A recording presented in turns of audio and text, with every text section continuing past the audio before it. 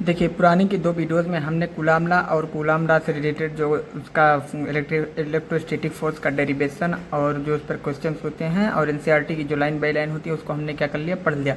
अब आज के इस वीडियो में हम इलेक्ट्रिक परमिटिविटी और रिलेटिव इलेक्ट्रिक परमिटिविटी के बारे में इस वीडियो में डिस्कशन करेंगे। जैसे इलेक्ट्रिक परमिटिविटी में होती क्या है, जैसे कि हमने कूलाम लॉ में 2 चार्जों के बीच में जो इलेक्ट्रिक फोर्स निकाला था वो था F is equal to Q1 Q2 upon 4 pi epsilon r square.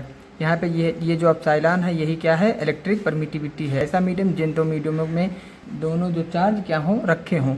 अब क्या करेंगे, हम इस इलेक्ट्रिक परमिटिविटी के बारे में इस वीडियो में डिस्कशन करेंगे। देखिए, इलेक्ट्रिक परमिटिविटी के बारे में डिस्कशन करने से पहले हम चार्ज की एक प्रॉपर्टी के बारे में थोड़ी सी डिस्कशन कर लेते हैं। देखिए, हम लोगों को पता है कि एक पॉइंट चार्ज को अगर हम कहीं रख दें, चार्ज की एक बेसिक प्रॉपर्टी में ये बात पढ़ाई जाती है। तो चार्ज क्या करता है, ये जो पॉइंट चार्ज होता है ये अपने चारों तरफ क्या करता है, एक ऐसा फील्ड बनाता है जिस फील्ड में क्या हो कि अगर कोई पॉजिटिव या कोई नेगेटिव चार्ज आता हो तो उसको अट्रैक्ट या रिपल करता है। इस फील्ड को अगर हम बात करें फिजिक्स की भाषा में तो इस फील्ड को इलेक्ट्रिक फील्ड कहा जाता है। इलेक्ट्रिक फील्ड कहा जाता है। ई फॉर इलेक्ट्रिक और S for field, electric field. यानी अगर कोई पॉइंट चार्ज कहीं पे रखा हुआ हो, पॉजिटिव या नेगेटिव भी पॉइंट चार्ज हो सकता है, तो ये क्या करेगा, अपने चारों तरफ एक फील्ड बनाएगा। इस फील्ड में क्या करेगा, कोई पॉजिटिव या नेगेटिव चार्ज आएगा तो उसको रिपेल या अट्रैक्ट करेगा। जिस हिसाब से चार्ज का नेचर होगा उसी हिसाब से अट्रैक्ट या रिपेल करेगा। इस फील्ड को क्या कहा जाता है, इलेक्ट्रिक फील्ड। यानी कोई पॉइंट चार्ज जो होता है वो अपने चारों तरफ अगर कहीं पे रखा हो तो एक फील्ड बनाएगा। उस फील्ड को इलेक्ट्रिक फील्ड कहा जाता है। उस फील्ड की खासियत ये होती है कि उसमें कोई पॉजिटिव चार्ज या नेगेटिव चार्ज आएगा तो उसको अट्रैक्ट या रिपल करेगा जिस हिसाब से उस पॉइंट चार्ज का नेचर होगा। जैसे इस पॉइंट चार्ज का नेचर पॉजिटिव है तो ये क्या करेगा, पॉजिटिव चार्ज को रिपेल कर देगा, अपने इस इलेक्ट्रिक फील्ड में आने नहीं देगा। और अगर नेगेटिव चार्ज है तो उसको क्या करेगा, एक एफ फोर्स से अपनी तरफ क्या करेगा, अट्रैक्ट करेगा और अपने इस इलेक्ट्रिक फील्ड में क्या करेगा, खींच लेगा। इस पॉजिटिव चार्ज को ये पॉजिटिव चार्ज एफ फोर्स से क्या करेगा, बाहर की तरफ पुश कर देगा। सेम यही प्रक्रिया इस नेगेटिव पॉइंट चार्ज में भी होता है कि अगर इसके करीब में हम कोई पॉजिटिव चार्ज लाएंगे तो इसे एफ फोर्स से क्या करेगा, अपनी तरफ खींच लेगा। और वही अगर एक नेगेटिव चार्ज है तो उसको क्या करेगा, एक एफ फोर्स से बाहर की तरफ क्या करेगा, पुश कर देगा, ढकेल देगा अगर कोई नेगेटिव चार्ज है तो ये जो इलेक्ट्रिक फील्ड होती है, कोई भी पॉइंट चार्ज बनाता है, ये होता क्या है, इसका इफेक्ट क्या होता है, ये बनता कैसे है। तो ये जो बनता कैसे है ये बहुत बड़ा क्वेश्चन है। इलेक्ट्रोस्टैटिक्स में ये जो इलेक्ट्रिक फील्ड होता है बनता कैसे है, ये पॉइंट चार्जें जो होती हैं वो इलेक्ट्रिक फील्ड बनाती कैसे हैं।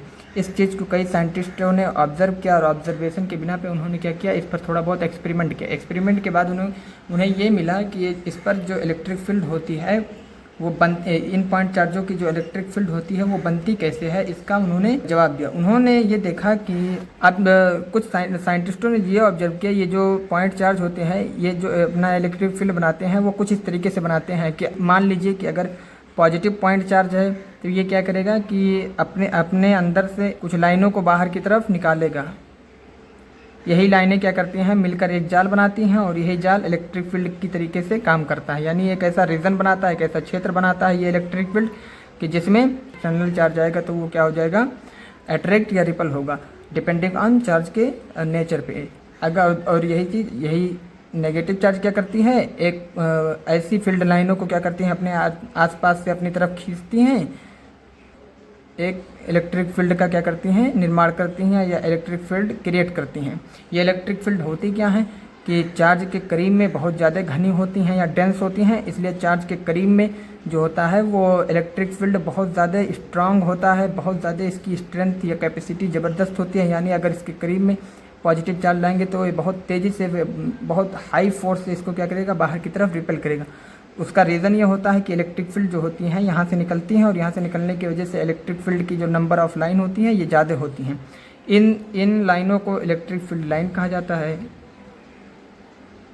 इलेक्ट्रिक फील्ड लाइन कहा जाता है या इसको फील्ड लाइन भी कहा जाता है। अगर पॉजिटिव चार्ज है तो पॉजिटिव चार्ज की वजह से फील्ड लाइनें क्या होंगी कि बाहर की तरफ निकलेंगी। कहाँ से निकलेंगी, जब पॉजिटिव चार्ज के ओरिजिन से या पॉजिटिव चार्ज के जहाँ पॉजिटिव चार्ज है वहाँ से निकलेंगी। अगर नेगेटिव चार्ज है तो यहाँ पे आकर फील्ड लाइनें क्या हो जाएंगी, ख़त्म हो जाएंगी। अब सबसे बड़ा जो सवाल है वो ये है कि जो इलेक्ट्रिक फील्ड एक पॉइंट चार्ज बनाता है वो तो भाई इलेक्ट्रिक फील्ड लाइन की वजह से बनाता है, लेकिन जो सबसे बड़ा सवाल ये है कि ये जो इलेक्ट्रिक फील्ड लाइनें हैं यानी ये जो फील्ड लाइनें यहाँ से निकल रही हैं ये ख़त्म कहाँ होती हैं, किस जगह पर जाकर एंड होती हैं। एक सवाल ये था, और यही सवाल सेम नेगेटिव में भी था कि ये जो फील्ड लाइनें बाहर की तरफ से आती हैं तो ये आती कहाँ से हैं, इन फील्ड लाइनों का मतलब ओरिजिन कहाँ से है, ये कहाँ, और ये आकर जो नेगेटिव पे ख़त्म हो जाती हैं ये आती कहाँ से। सिर्फ इंटरेस्टिंग सवाल तो ये था। तो इस सवाल का जवाब देने के लिए हमारे पास साइंटिस्टों ने क्या किया कि दो डिफरेंट नेचर के चार्जों को क्या किया, एक दूसरे के करीब में लाए, और उनके बीच में जो फोर्स लग रहा था उस फोर्स को नापने के लिए इन्हीं इलेक्ट्रिक फील्ड लाइनों का सहारा लिया। यानी जो इलेक्ट्रिक फील्ड लाइनें होती हैं ये जाती कहाँ हैं पॉजिटिव से और ये नेगेटिव पे आती कहाँ हैं, इन सवालों के जवाब को देने के लिए साइंटिस्टों ने क्या किया कि एक पॉजिटिव पॉइंट चार्ज और एक नेगेटिव पॉइंट चार्ज को एक दूसरे के करीब मिलाए। तो उन्होंने ये देखा कि एक पॉजिटिव चार्ज से जो फील्ड लाइनें निकलती हैं वो जाकर नेगेटिव पॉइंट चार्ज पे क्या हो जाती हैं, ख़त्म हो जाती हैं। अब यहाँ पे कुछ इस तरीके से क्या होता है कि फील्ड लाइनें जो होती हैं वो निकलती हैं और जाकर नेगेटिव पे क्या हो जाती हैं, ख़त्म हो जाती हैं, है ना। अब यहाँ पे ये जो कॉन्सेप्ट हो रहा है ये अप्लाई हो रहा है कि कुछ इस तरीके से अप्लाई हो रहा है कि देखिए ये जो पॉजिटिव चार्ज हो रहा है यहाँ से ये फील्ड लाइनें निकल रही हैं और यहाँ से देखिए यहाँ पे आकर क्या हो रही हैं, ख़त्म हो रही हैं। ये देखिए यहाँ पर निकल रही हैं और यहाँ पे क्या हो रही हैं, आकर ख़त्म हो रही हैं। और इन चार्जों के बीच में जो इधर के डायरेक्शन वाली थी वो कुछ इस तरीके से बाहर की तरफ निकल जा रही थी, ऐसे निकल जा रही थी। इस चार्जों से निकलने के बाद में क्या हो रही थी, निकल जा रही थी, है ना। कुछ इस तरीके से इस पर जो हो रही थी वो बाहर की तरफ से आ रही थी, लेकिन इन दोनों के साइड में, इस पॉजिटिव के साइड में जब ये नेगेटिव रखा गया, इस नेगेटिव के साइड में ये पॉजिटिव रखा गया, तो ये पॉजिटिव चार्जों से निकलने वाला इलेक्ट्रिक फील्ड इस नेगेटिव के इलेक्ट्रिक फील्ड के साथ क्या हो गया, मर्ज हो गया और दोनों जाकर एक साथ मिलने लगी। अगर इसको हम कुछ इस तरीके से कहें कि ये जो पॉजिटिव चार्ज है ये इलेक्ट्रिक फील्ड लाइनों का जाल क्या कर रहा है, अपने करीब में नेगेटिव फील्ड लाइनों के पर क्या कर रहा है, फेंक रहा है। अब यहाँ पे हमने क्या पढ़ा था, हमने देखा था कि हम क्या कहते हैं, जब कूलाम लॉ का मैग्नीट्यूड निकाल रहे थे तभी हमने ये देखा था कि एक पॉजिटिव चार्ज एक नेगेटिव चार्ज क्या होता है, इन दोनों के बीच में जब इंटरेक्शन होता है तो उस इंटरेक्शन में क्या होता है, ये पॉजिटिव चार्ज इस नेगेटिव चार्ज को अपनी तरफ क्या करता है, ये पॉजिटिव चार्ज इस नेगेटिव को अपनी तरफ क्या करता है, F4 से खींचता है और ये नेगेटिव इस पॉजिटिव को F4 से खींचता है। असल में ये जो फोर्स एक दूसरे को एक तरफ खींच रहे हैं, इसके बीच का जो रीज़न है वो यही इलेक्ट्रिक फील्ड लाइनें हैं। यही इलेक्ट्रिक फील्ड लाइनें क्या करती हैं, इनके बीच में जो फोर्स बनता है या इनके बीच में जो फोर्स होता है उस फोर्स का क्या करती हैं, निर्माण या इस फोर्स को क्रिएट करती हैं। यानी इनके बीच में जो इंटरेक्शन होता है या फोर्स होता है, इंटरेक्शन या फोर्स, वो फोर्स जो होता है वो इनके बीच में फील्ड लाइनों की वजह से ही क्या होता है, निकलता है। कि इंटरेक्शन या फोर्सेस जो दोनों चार्जों के बीच में लगता है वो फील्ड लाइनों की वजह से ही लगता है। अब क्या होगा कि अगर हम क्या करें कि इलेक्ट्रिक फील्ड क्या हो कि अगर हम ये क्या हो कि अगर हमारे पास दो पॉइंट चार्ज हैं, एक पॉजिटिव है एक नेगेटिव है, इसके बीच में अगर हम कुछ मीडियम रख दें, क्या अगर हम इन दोनों चार्जों के बीच में मीडियम मेटल रख दें, इन दो चार्जों के बीच में वाटर रख दें, इन दोनों मीडियमों के बीच में हम पेपर रख दें, या इन दो चार्जों के बीच में हवा रख दें, या इन दो चार्जों के बीच में वैक्यूम रख दें, या मीडियम बदल दें, अगर हम इनके बीच का मीडियम क्या कर दें, अलग कर दें, तब भी इन दोनों चार्जों के बीच में उतना ही फोर्स लगेगा जितना तब लग रहा है जब इनके बीच में मीडियम नहीं है। तो इसका जवाब है नहीं। अगर हम इन दो चार्जों के बीच में मीडियम को रख दें तब ये इलेक्ट्रिक फील्ड लाइनें क्या होंगी, इस मीडियम को अगर क्रॉस कर ले जाएंगी तब तो इन दोनों को अट्रैक्ट कर पाएंगी, अट्रैक्ट या रिपल कर पाएंगी। अगर इस मीडियम को नहीं वो मतलब क्रॉस कर पा रही हैं तब इन दोनों चार्जों के बीच में फोर्स नहीं लगेगा। अब इस चीज़ को समझने के लिए हमने क्या किया है कि मीडियम के बीच में कुछ बना रखा है। हमारे पास क्या है कि मीडियम जो है वो वैक्यूम हमने रखा, दो चार्जों को कुछ डिस्टेंस पे r डिस्टेंस पे मान के चलिए, हम दो चार्जों को r डिस्टेंस पे क्या किए हैं, r डिस्टेंस पे रखे हैं। एक पॉजिटिव पॉइंट चार्ज है एक नेगेटिव पॉइंट चार्ज है। पॉजिटिव पॉइंट चार्ज से इलेक्ट्रिक फील्ड लाइनें क्या हो रही हैं, निकल रही हैं और नेगेटिव पॉइंट चार्ज के बीच में जा रही हैं। तो वैक्यूम में क्या होता है कि वैक्यूम में कुछ मीडियम होता नहीं है। वैक्यूम में दो पॉइंट चार्ज अगर रखी हैं तो ये जो इलेक्ट्रिक फील्ड लाइनें होंगी वो क्या होंगी कि पॉजिटिव से निकलेंगे और नेगेटिव पर जाएंगी बिना किसी रुकावट के। मीडियम का रुकावट कुछ भी नहीं है, थोड़ा बहुत मीडियम का रुकावट है। उस मीडियम के रुकावट की value 8.85 × 10⁻12 coulomb square upon newton metre square होता है।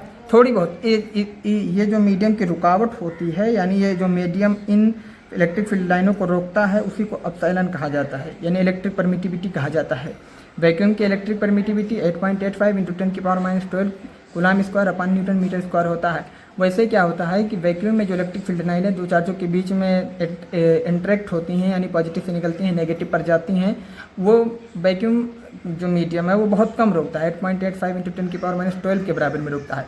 अगर हम क्या करें कि इन दोनों चार्जों के बीच के मीडियम को वैक्यूम से हटा करके इन दोनों चार्जों के बीच में क्या कर रखते हैं, डिस्टेंस अब भी आ रही है, इन दोनों चार्जों के बीच की दूरी उतना ही है, लेकिन हमने क्या किया कि इसके बीच का जो मीडियम वैक्यूम था उस वैक्यूम को हटाकर हमने वाटर रख दिया। अब वाटर में क्या होता है कि वाटर जो होता है इस इलेक्ट्रिक फील्ड लाइनों को रोकता है, अगर पॉजिटिव से निकल के नेगेटिव की तरफ जा रही हैं तो रोकता है, और ऐसा नहीं रोकता है, बहुत ज़्यादा मात्रा में रोकता है। अगर यहाँ से 80 इलेक्ट्रिक फील्ड लाइनें निकलें यहाँ से, यानी 1 2 3 4 5 6 80 इलेक्ट्रिक फील्ड लाइनें निकले, तो यहाँ पर एक इलेक्ट्रिक फील्ड लाइनों को क्या करने देता है, जाने देता है नेगेटिव के पास तक। तो ये क्या करता है, ये इलेक्ट्रिक फील्ड लाइनों को क्या करता है, इलेक्ट्रिक फील्ड लाइनों को क्या करता है, बहुत ज़्यादा अपोज करता है, ये जाने नहीं देता है, ये क्या कर लेता है, रोक लेता है। कितना रोकता है, यानी 80 इलेक्ट्रिक फील्ड लाइनें अगर पॉजिटिव से निकल रही हैं तब एक। अब हम क्या देख रहे हैं कि यहाँ पे जो हो रहा है कि अगर मीडियम को हमने मीडियम को हम बदल दे रहे हैं तो इलेक्ट्रिक फील्ड लाइनें यहाँ तक पहुँच ही नहीं पा रही हैं। इलेक्ट्रिक फील्ड लाइनें जब यहाँ तक पहुँच नहीं पा रही हैं तब ये पॉजिटिव चार्ज इस नेगेटिव चार्ज के ऊपर कम फोर्स लगा पाएगा, इसको कम अट्रैक्ट कर पाएगा। यानी हमने क्या देखा कि जो इलेक्ट्रिक फील्ड लाइनों को अपोज कर रहा है, ये क्या कौन कर रहा है, ये वाटर कर रहा है। वाटर की अपनी एक परमिटिविटी है, वाटर अपना क्या कर रहा है, इस इलेक्ट्रिक फील्ड लाइन को परमिट कर रहा है, रोक रहा है, यहाँ तक जाने नहीं दे रहा है। तो वाटर की जो इलेक्ट्रिक परमिटिविटी होती है, यानी इस वाटर की अपनी एक परमिटिविटी होती है, और उस परमिटिविटी का मान जो होता है वो 80 गुना ज़्यादा होता है। किससे, 80 गुना ज़्यादा होता है वैक्यूम की परमिटिविटी में। वैक्यूम अगर एक इलेक्ट्रिक फील्ड लाइन, मतलब वैक्यूम क्या हो रहा है कि अगर 80 इलेक्ट्रिक फील्ड निकल रही है और 80 को जाने दे रहा है, तो वाटर क्या करेगा कि 80 इलेक्ट्रिक फील्ड लाइनें निकल रही हैं, अगर इनके बीच में, इन दोनों चार्जों के बीच में मीडियम अगर हम क्या रखते हैं वाटर, तो वाटर क्या करेगा, एक ही इलेक्ट्रिक फील्ड लाइन को जाने देगा। अब एक इलेक्ट्रिक फील्ड लाइन जाएगा तो ये पॉजिटिव इस नेगेटिव से क्या करेगा, कम फोर्स लगा पाएगा, क्योंकि ये अपना जाल इस पर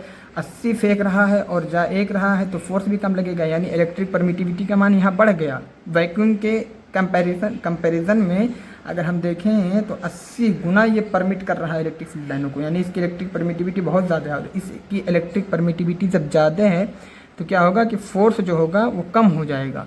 हमने कूलम लॉ में भी यही देखा था कि F = Q1 Q2 upon 4 pi epsilon r²।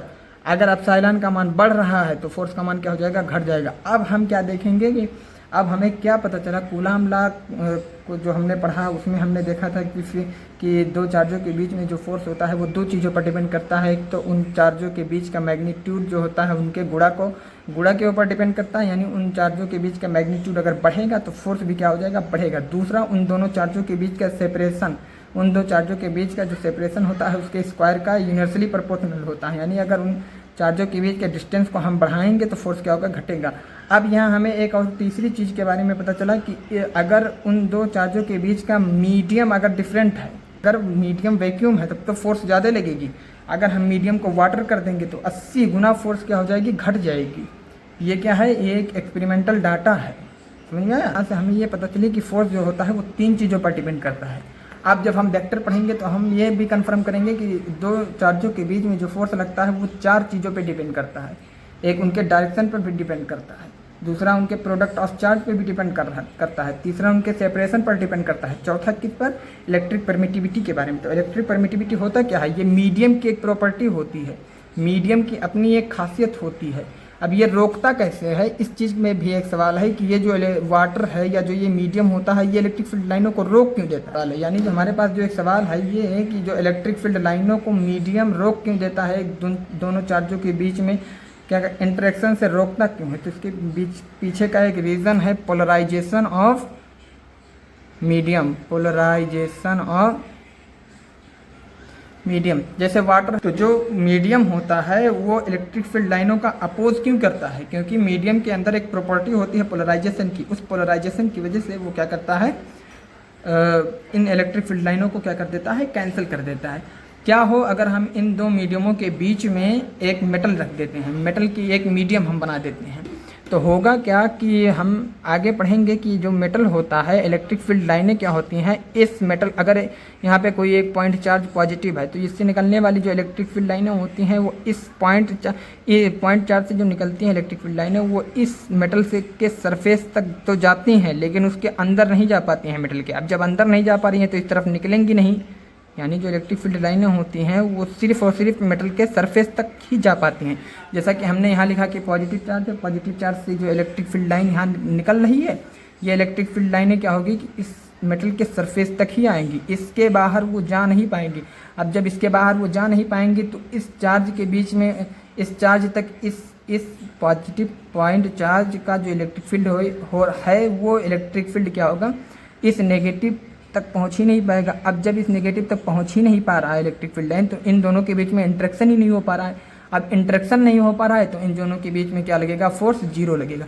वैसे भी देखिए कि हमने यहाँ क्या किया कि हम चार फील्ड लाइनों को क्या कर दिया, हम जो है आउटपुट जो दे रहे हैं, हमारे यहाँ से जो मतलब आउटपुट जो दे रहे हैं वो चार दे रहे हैं, चार इलेक्ट्रिक फील्ड लाइनें निकल रही हैं। जहाँ यहाँ तक एक भी नहीं इलेक्ट्रिक फील्ड लाइनें हैं तो क्या हो जाएगी, इलेक्ट्रिक परमिटिविटी इन्फिनाइट हो जाएगी। हमने चार इलेक्ट्रिक फील्ड को क्या किया, यहाँ से छोड़ा और एक यहाँ तक मंजिल हमारी यहाँ है, अब यहाँ तक पहुँच एक भी नहीं पा रही हैं, यानी जीरो पहुँच रही हैं। तो इन दोनों के बीच में जो 4/0 क्या इतना होता है, इन्फिनाइट होता है। ये ट्रिक है याद करने का, ये कोई बहुत लॉजिक वाली चीज़ नहीं है। बस हमें ये देखना था कि पॉजिटिव चार्ज से नेगेटिव के बीच में हमने क्या किया कि चार फील्ड लाइनों को भेजा, चार में से गई एक भी नहीं, तो 4/0 इज इक्वल टू इन्फिनाइट। यानी मेटल की जो इलेक्ट्रिक परमिटिविटी होती है वो इन्फिनाइट होती है। अब मेटल की इलेक्ट्रिक परमिटिविटी जब इन्फिनाइट हो जाएगी तो हम अगर फार्मूले में रखें तो 1/4 पाई एप्सिलॉन Q1 Q2/r²। जैसे हम इसका मान इन्फिनाइट रखेंगे, इन्फिनाइट पलटेगा, यानी 1/इन्फिनाइट है, इस इन्फिनाइट को उल्टा करेंगे तो ये क्या हो जाएगा, जीरो। अब जीरो का मल्टीप्लाई 4 पाई इन सब मतलब क्वांटिटी से करोगे तो क्या हो जाएगा, जीरो हो जाएगा, तो फोर्स का मान जीरो आ जाएगा। कंक्लूजन ये निकला कि अगर दो पॉइंट चार्जों के बीच का मीडियम मेटल है तो ये क्या हो जाएगा, उन दो चार्जों के बीच में कभी भी फोर्स नहीं लग सकता है, यानी उन दोनों चार्जों के बीच में इंटरेक्शन ही नहीं होगा। हमने क्या देखा, हमने ये देखा कि अगर हमारे दो चार्जों के बीच का मीडियम वेग, दो चार्जों के बीच में इंटरेक्शन का जो मेन कारण है, मेन रीज़न है, वो इलेक्ट्रिक फील्ड लाइनें हैं। उस इलेक्ट्रिक फील्ड लाइनों का क्या करेगा, अपोज बहुत कम करेगा, इसलिए इस वैक्यूम में फोर्स क्या हो जाएगा, ज़्यादा लगेगा।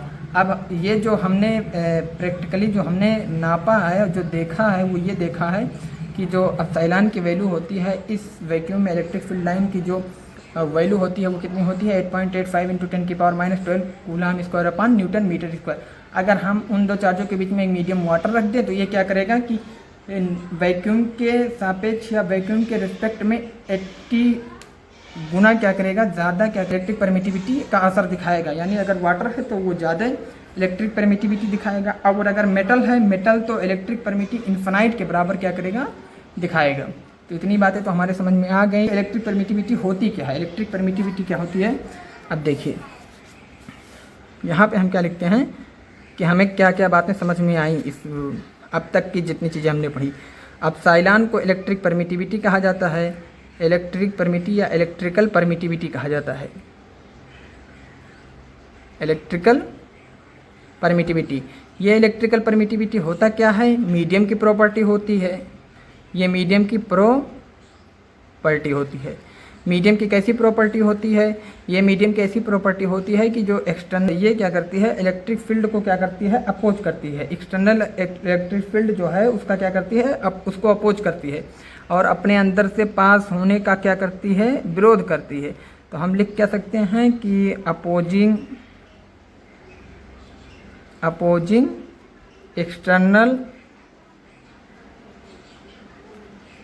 External electric field through passing it, अपने अंदर से इलेक्ट्रिक फील्ड को पास ना होने देने की प्रॉपर्टी को इलेक्ट्रिक परमिटिविटी कहते हैं। ये मीडियम की प्रॉपर्टी है। क्यों नहीं पास होने देती है, हमने ऊपर आपको बताया कि पोलराइजेशन की वजह से ये नहीं पास होने देती है। तो due to polarisation of medium, due to polarisation of medium, medium की पोलराइजेशन की वजह से ये क्या होती है, electric field, external electric field को क्या होने नहीं देती है, अपने अंदर से पास नहीं होने देती। जैसे मेटल को ले लीजिए, ये अपने एक्सटर्नल जो इलेक्ट्रिक फील्ड है इसको क्या नहीं होने दे रही है, अपने अंदर से पास नहीं होने दे रही है। अब इलेक्ट्रिक फील्ड का एक मतलब हमने देखा कि अगर इलेक्ट्रिक फील्ड ज़्यादा है तो फोर्स क्या हो जाएगा, कम हो जाएगा। इलेक्ट्रिक फील्ड बढ़ रहा है तो फोर्स क्या हो जाएगा, कम हो जाएगा। हमने देखा कि सबसे कम जो इलेक्ट्रिक फील्ड होती है वो किस में होती है, वैक्यूम में होती है। यानी वैक्यूम एक ऐसा मीडियम है जो ये जो वैक्यूम है ये एक ऐसा मीडियम है जो क्या कर रहा है, इन दो चार्जों के बीच के इंटरेक्शन का बहुत कम विरोध कर रहा है। यानी इलेक्ट्रिक फील्ड लाइनों को क्या कर रहा है, अपोज नहीं कर रहा है।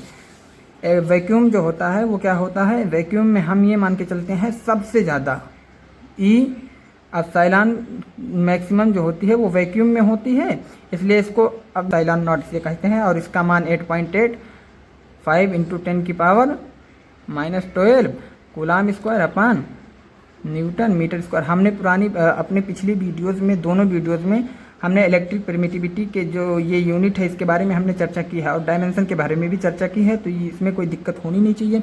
यानी हम क्या देख रहे हैं कि जो वैक्यूम में इलेक्ट्रिक परमिटिविटी होती है उसको एप्सिलॉन नॉट कहा जाता है, और जनरली जो मीडियम में होती है, जैसे वाटर की हो गई तो एप्सिलॉन भी कहेंगे, मेटल की हो गई तो एप्सिलॉन कहेंगे। एप्सिलॉन और एप्सिलॉन नॉट में बहुत बच्चे कंफ्यूज हो जाते हैं। इसमें क्या होता है कि फोर्स जो लिखा होता है 1/4 pi epsilon not Q1 Q2/r² लिखा होता है, और हम लोग मतलब जो पढ़ाने वाले होते हैं वो लोग 1/4 पाई एप्सिलॉन Q1 Q2/r² लिख देते हैं। बच्चे किताबों में एप्सिलॉन नॉट पढ़ते हैं और यहाँ पे एप्सिलॉन पढ़ते हैं, तो उनके बीच में क्या हो जाती है, कन्फ्यूजन हो जाता है। कुछ बच्चे एप्सिलॉन पढ़ते हैं, इसको ऐसा नहीं होता है।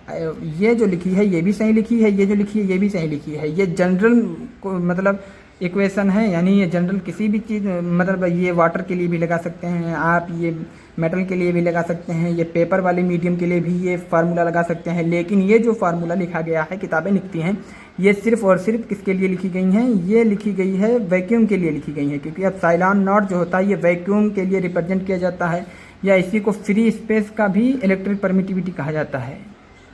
अगर कहीं पे एप्सिलॉन नॉट लिखा है तो समझ जाइए कि ये वैक्यूम का एप्सिलॉन है। इसको पढ़ने के लिए फ्री स्पेस का भी मतलब इसको पढ़ने के लिए ऐसा पढ़ सकते हैं कि electric permittivity of free space. सबसे कम जो होता है वो एप्सिलॉन इसी में होता है, वैक्यूम में होता है, इसलिए फोर्स जो होता है वो सबसे ज़्यादा किस में लगता है, दो चार्जों के बीच में, वैक्यूम में लगता है। यानी अगर बात किया जाए कि सबसे कम जो एप्सिलॉन या सबसे कम इलेक्ट्रिक परमिटिविटी किस मीडियम की होती है, तो वैक्यूम की होती है। इसके लिए इसको हम एप्सिलॉन नॉट से डिनोट करते हैं। इसको पढ़ने के लिए हम electric permittivity of free space भी पढ़ते हैं।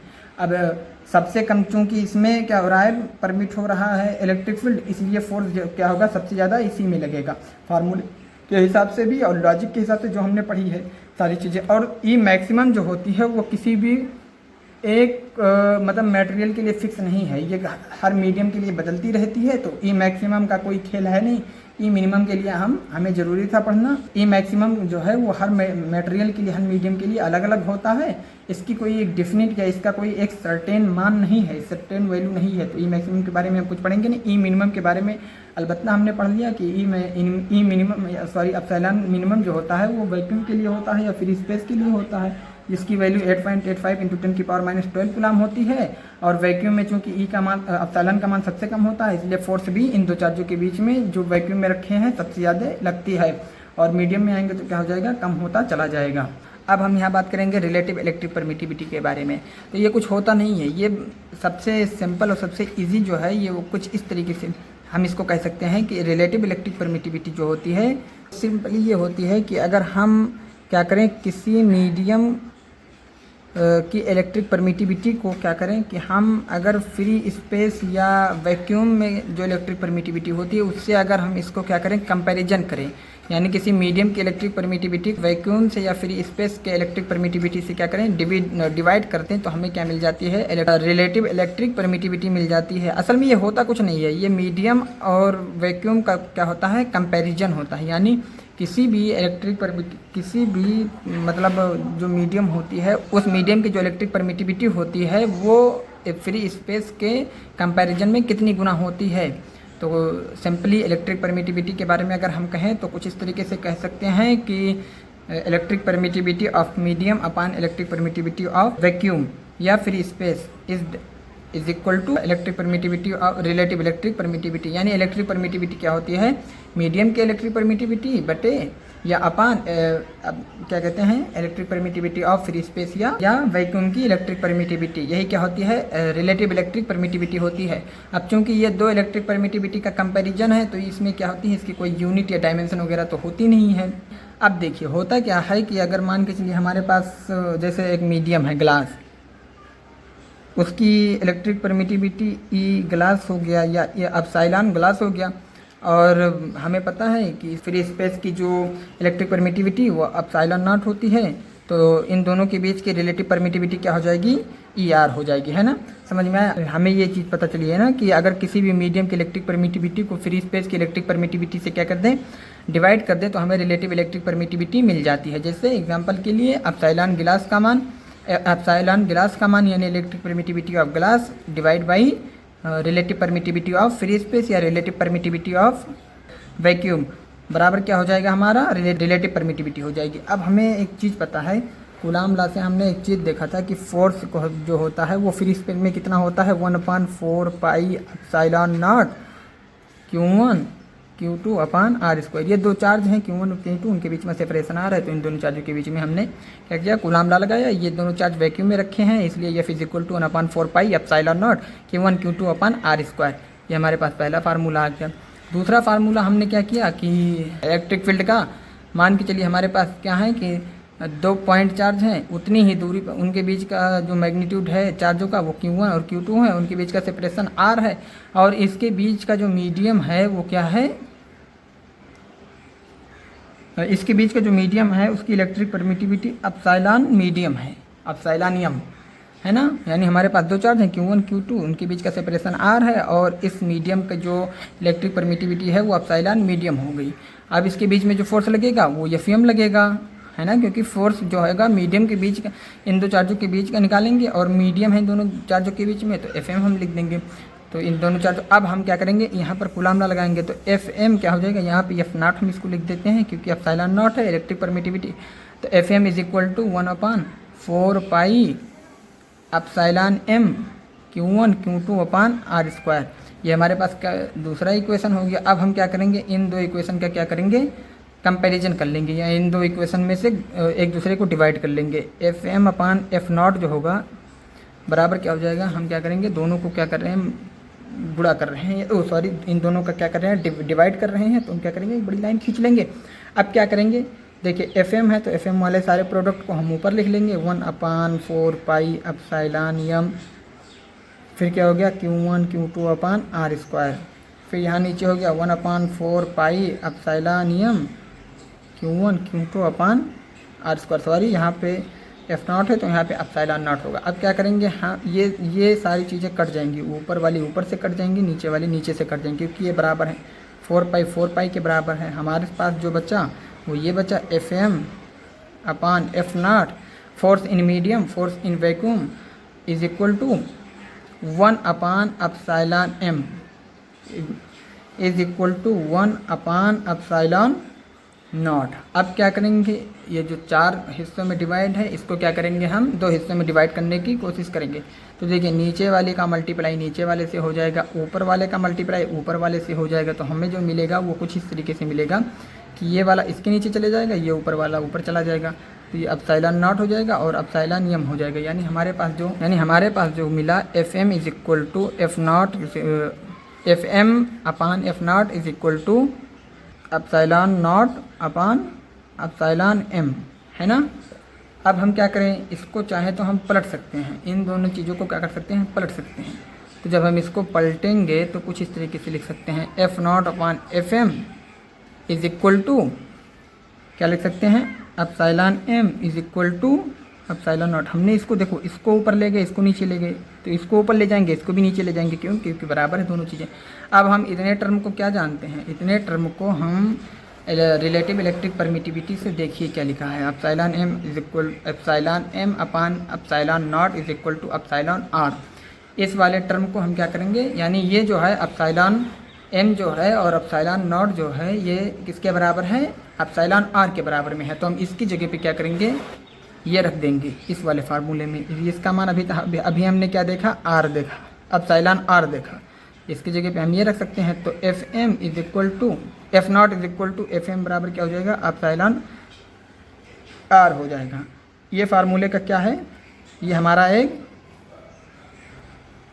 रिलेशन निकल के आया। किसके बीच में रिलेशन निकल के आया, force in vacuum, force in medium is equal to epsilon in medium, epsilon in vacuum is equal to epsilon relative. यानी अगर हमें क्या हो कि अगर हमारे पास ये एक ऐसा रिलेशन निकल के आया है कि अगर मीडियम में फोर्स दिया होगा और क्या कर रहे हैं कि मीडियम में एप्सिलॉन दिया होगा, तो हम मीडियम क्या करेंगे, वैक्यूम में फोर्स निकाल लेंगे। ये रिलेशन है, इस रिलेशन का इस्तेमाल करके हम क्या करेंगे, फोर्स निकालने की थोड़ी सी कोशिश करेंगे। फोर्स क्या हो जाएगा, निकल जाएगा। इस रिलेशन का इस्तेमाल हम न्यूमेरिकल में करेंगे, न्यूमेरिकल को सॉल्व करने में आसानी हो जाएगी। समझ में आए, तो ये सारी चीज़ें। अभी तक हमने आपको क्या बताया था, एक चीज़ हम बताना भूल गए थे आपको, जो एप्सिलॉन इलेक्ट्रिक परमिटिविटी होती है उसकी यूनिट जो होती है वो कितनी होती है, आपको तो याद ही हो गया होगा, coulomb square newton metre square upon. और जो क्या कह रहे हैं, इसका डायमेंशन जो है वो कितना है, इसका dimension m1 l-3 t-4 a-2, ये इसका डायमेंशन है। देखिए इलेक्ट्रिक परमिटिविटी के बारे में एनसीईआरटी जो लिखती है वो कुछ इस तरीके से लिखती है कि the constant k in equation 1.1 is usually put as k is equal to 1/4 pi epsilon not. जैसा कि मैंने पिछले बताया कि किताबें जो होती हैं वो एप्सिलॉन की जगह पे क्या लिख देती हैं, एप्सिलॉन नॉट। ये कोई गलत नहीं लिखा है, ये सही लिखा है। यहाँ पे एप्सिलॉन मीडियम का नहीं दिया गया है, यहाँ पे एप्सिलॉन फ्री स्पेस का दिया गया है। ये जो एप्सिलॉन नॉट है ये मीडियम का नहीं है, ये स्पेशली सिर्फ क्या है, फ्री स्पेस के लिए दिया गया है। अगर यहाँ पे 1/4 पाई एप्सिलॉन सिर्फ होता तो वो किसी भी जनरल मीडियम के लिए होता। यहाँ पे k is equal to 1/4 pi epsilon लिखा गया है। इसका मतलब ये है कि ये k की वैल्यू या एप्सिलॉन की वैल्यू जो है वो सिर्फ और सिर्फ फ्री स्पेस के लिए या वैक्यूम के लिए दी गई है। और later convenience so that the Coulomb's law is written as. अब फिर हम कूलाम लॉ को कुछ इस तरीके से लिख सकते हैं कि F is equal to 1/4 pi epsilon not, क्योंकि k की जगह पे हमने क्या रख दिया, 1/4 पाई एप्सिलॉन नॉट और Q1 Q2 upon r square. Epsilon not is called the permittivity of free space यानी वैक्यूम। इसको अगर हम परमिटिविटी ऑफ वैक्यूम कहें तो भी मतलब सेम है। The value of epsilon in SI units, epsilon is equal to 8.854 into 10⁻⁻12 coulomb square per newton per metre square. Since force is a vector. अब इसके बारे में हम अगली वीडियो में बात करेंगे। अब अगली वीडियो में हम बात करने से 1-2 क्वेश्चन क्या कर लेते हैं, हम रिलेटिव परमिटिविटी और इलेक्ट्रिक परमिटिविटी के रिलेशन में हम लोग देख लेते हैं। देखिए क्वेश्चन क्या है कि 2 point charge Q1 is equal to 2 microcoulomb and Q2 is 3 microcoulomb experience and electric force of 54 newton in vacuum. यानी हमारे पास दो क्या है कि इसका सॉल्यूशन क्या रहेगा। क्वेश्चन पढ़ने का तरीका ये है कि क्वेश्चन पढ़ते जाइए, जो चीज़ें दी गई है उसको क्या करिए, लिखते चले जाइए जो इन्फॉर्मेशन। 2 चार्जेस हैं, Q1 जो है वो कितना है 2 माइक्रोकूलाम, Q2 कितना है हमारे पास 3 microcoulomb. Experience and electric force of 54 newton. इन दोनों के बीच में जो फोर्स लग रहा है वो कितना ये महसूस कर रहे हैं 54 न्यूटन। एक दो जो है एक दूसरे जो चार्ज हैं वो 54 न्यूटन क्या कर रहे हैं, इलेक्ट्रिक फोर्स महसूस कर रहे हैं। If the charge are placed in a medium. अब यही चार्ज क्या हो गया कि किसी मीडियम में रख दिए गए। ये किस में है, वैक्यूम में। वैक्यूम में यही चार्ज अब कहाँ रख दिए गए, किसी मीडियम में। कहाँ रख दिए गए, मीडियम में। इनके बीच का जो सेपरेशन है उसमें क्या है, कोई मीडियम है। अब ये Q1 बराबर क्या है 2 microcoulomb, Q2 is equal to 3 microcoulomb in a medium whose electric permittivity. ये वैक्यूम है तो वैक्यूम की इलेक्ट्रिक परमिटिविटी एप्सिलॉन नॉट होती है, हमें पता है। इस मीडियम की whose electric permittivity is 6 time that of vacuum. यानी वैक्यूम के 6 गुना है इस मीडियम की इलेक्ट्रिक परमिटिविटी जो है वो वैक्यूम के 6 गुना है। यानी epsilon dash is equal to या एप्सिलॉन मीडियम जो है वो 6 टाइम ज़्यादा है किसके, वैक्यूम के। समझ में आया, that of vacuum that will be the new electric force. तो अब बताइए कि वैक्यूम के 6 गुना है, तो अब बताइए कि जो नया फोर्स होगा इन दोनों चार्जों के बीच में वो कितना लगेगा।